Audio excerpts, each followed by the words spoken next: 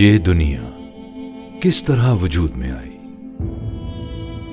انسان اس زمین پر کب سے ہے اور اس کی جستجو کیا ہے؟ یہ ہر دم پھیلتی ہوئی کائنات کیا ابھی بن رہی ہے یا بن چکی ہے؟ اس زمین پر زندگی کے آثار کس قدر قدیم ہیں اور ہمیں کتنے گزرے ہوئے زمانوں کا پتہ دیتے ہیں؟ یہ سب اور اس طرح کے اور بہت سے سوالوں نے ہر دور میں زندگی، موت، ازل، ابد اور وقت کے تصور سے مکالمہ کیا ہے۔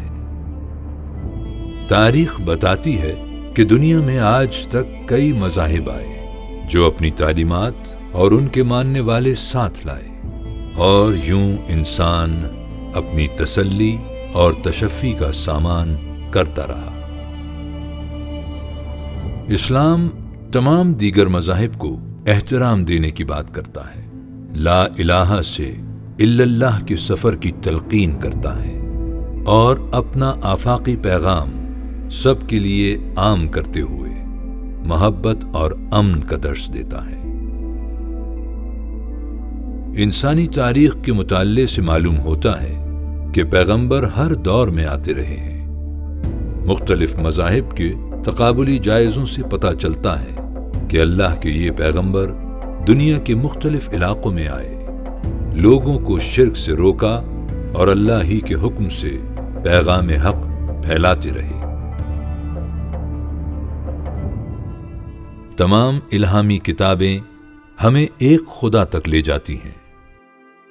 حضرت موسیٰ کو دی گئی تورات، حضرت عیسیٰ کو بائبل اور آخری پیغمبر حضرت محمد صلی اللہ علیہ وسلم پر اتارا گیا قرآن مجید ایک ہی پیغام کا تسلسل ہے، جبکہ حضرت محمد صلی اللہ علیہ وسلم خاتم الانبیاء کی سنت کو مستند انداز میں محفوظ بھی کیا گیا ہے۔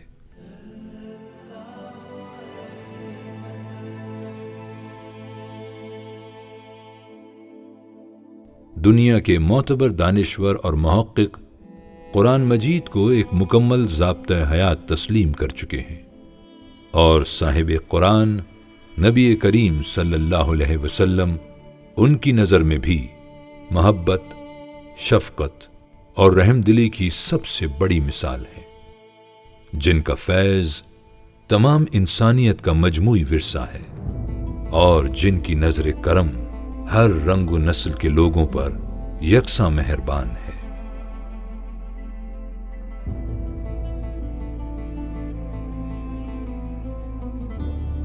فرانسیسی اسکالر ارنسٹ رینن ظہور اسلام کو کچھ اس طرح بیان کرتا ہے: اسلام دوسرے مذاہب کی طرح اس دھندلکے میں پیدا نہیں ہوا جس نے مختلف مذاہب کی ابتدا کو اپنے گھیرے میں لے رکھا ہے، بلکہ ہم اس کو تاریخ کی مکمل اور بھرپور روشنی میں واضح طور پر دیکھ سکتے ہیں۔ گزشتہ 14 صدیوں میں دنیا بھر کے نمائندہ دانشوروں اور محققین نے آپ صلی اللہ علیہ وسلم کی دنیا میں آمد کو ایک تاریخی واقعے کی حیثیت دی ہے۔ امریکی فلسفی مائیکل ہارٹ اس عہد آفریں تبدیلی کو یوں بیان کرتا ہے: آزاد فکر اور مذہب کے بے مثال امتزاج اور اس کے غیر معمولی اثرات کا ہی کمال ہے کہ میرے نزدیک حضرت محمد صلی اللہ علیہ وسلم انسانی تاریخ پر سب سے زیادہ اثر انداز ہونے والی شخصیت ہیں۔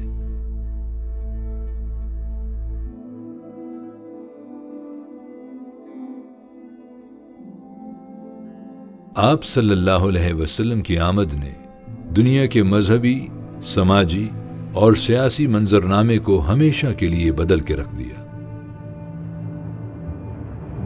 مسلمانوں نے جب اللہ کے نبی کے حکم پر مدینہ کی جانب ہجرت کی تو اپنا سب کچھ مکہ میں ہی چھوڑ آئے، مگر انصار بھائیوں نے اپنا مال، اسباب مہاجر بھائیوں کے ساتھ آدھا آدھا بانٹ لیا۔ تاریخ عالم میں انسان دوستی اور حسن سلوک کی اس سے بہتر کوئی مثال نہیں ملتی۔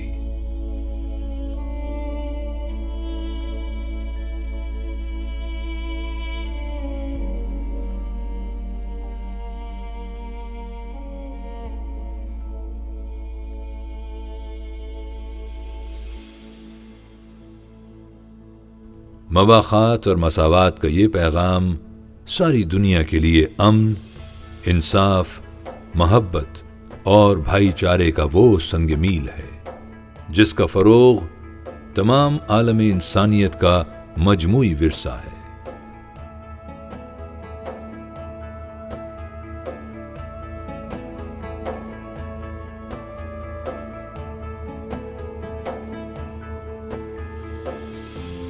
زمانہ قبل از اسلام میں جنگی قیدیوں کو معاف کرنے کا کوئی تصور موجود نہیں تھا۔ آپ صلی اللہ علیہ وسلم کے حکم سے نہ صرف وہ آزاد ہوئے بلکہ رنگ و نسل کی بنیاد پر غلاموں پر صدیوں سے جاری ظلم و ستم کا سلسلہ بھی رک گیا۔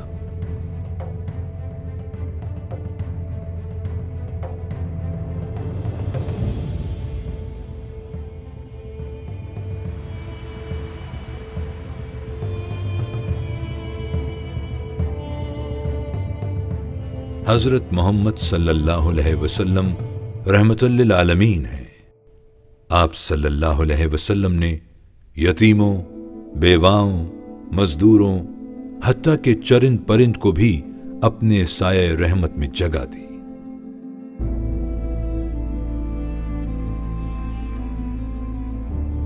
انسانی حقوق، تحریر و تقریر کی آزادی، خواتین کی تعظیم اور ان کے حقوق کی پاسداری، تعلیم کی ضرورت اور حرمت، اور کسی معاشرے کے تمام افراد کے لیے حکومتی سطح پر سوشل سیکیورٹی کا بندوبست، وہ چند نمایاں ترین اوصاف ہیں جن کا دعویٰ آج کی دنیا کر سکتی ہے۔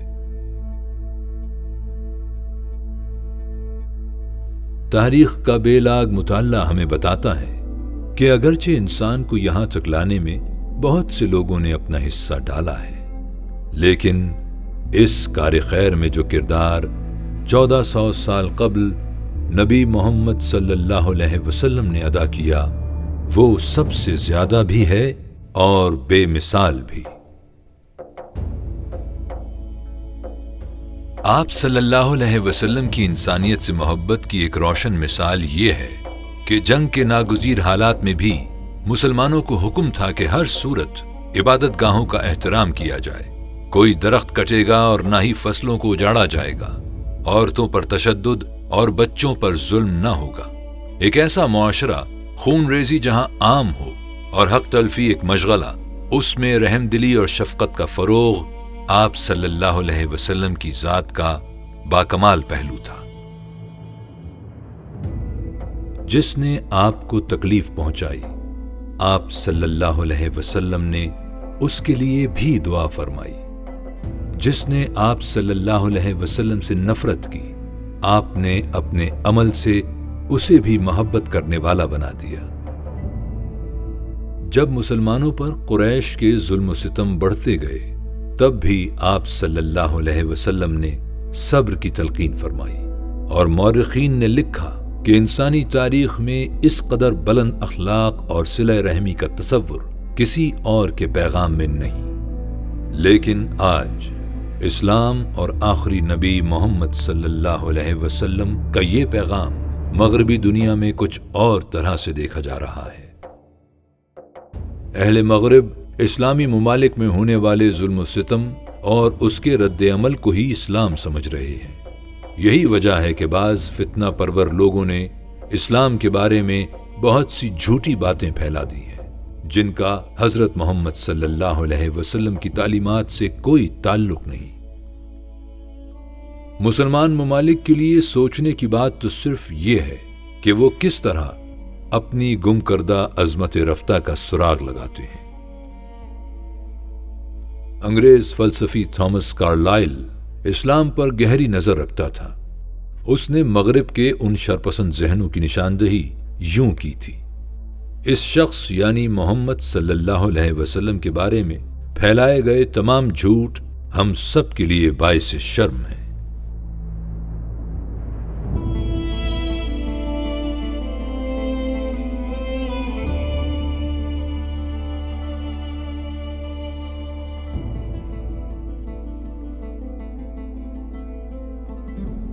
انسانی فطرت ہے کہ ہر شخص یہ چاہتا ہے کہ اس کی مقدس اور محبوب چیزوں یا لوگوں کی عزت اور تکریم کی جائے، اور ان کے بارے میں آزادی رائے یا کسی بھی حوالے سے ایسی زبان استعمال نہ کی جائے جو اس کے لیے تکلیف کا باعث ہو، جائے کہ اس چیز کی باقاعدہ اور منصوبہ بندی کے ساتھ تشہیر بھی کی جائے۔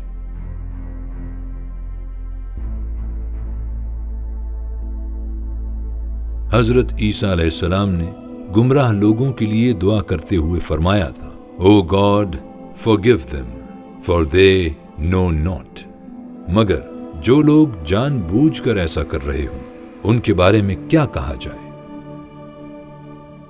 اسلام کبھی کسی عقیدے یا مذہب کے ماننے والوں کی دل آزاری نہیں کرتا اور نہ ہی دوسروں سے اس کی توقع رکھتا ہے۔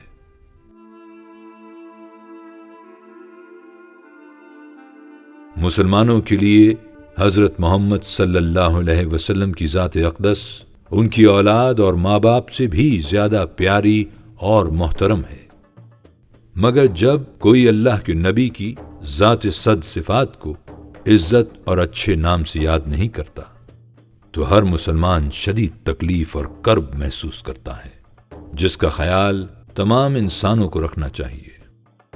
اللہ تعالیٰ نے اپنے نام کے ساتھ اپنے محبوب کے نام کو بھی بلند کر دیا ہے، اور پوری دنیا کے 2 ارب مسلمان دن رات حضرت محمد صلی اللہ علیہ وسلم کا نام لیتے ہیں، اور یہ ذکر مبارک ہمہ وقت چاروں اور گونجتا سنائی دیتا ہے۔ اشہد ان محمد رسول اللہ،